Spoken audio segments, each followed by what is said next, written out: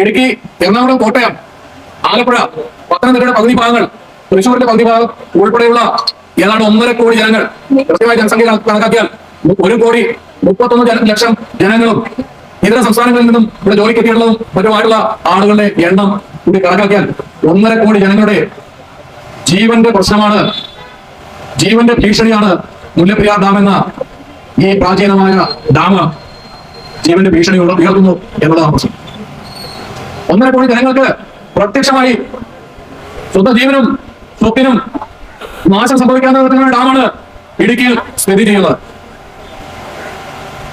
അത് അക്കാര്യത്തിൽ ഒരു പരിഹാരം ഉണ്ടാക്കുവാൻ കാലാകാലങ്ങളായി നമ്മുടെ നാട് ഭരിച്ചിട്ടുള്ള അധികാരികൾക്ക് കഴിയുന്നില്ല എന്നുള്ളതാണ് ഇതിന്റെ കാതലായ വിഷയം.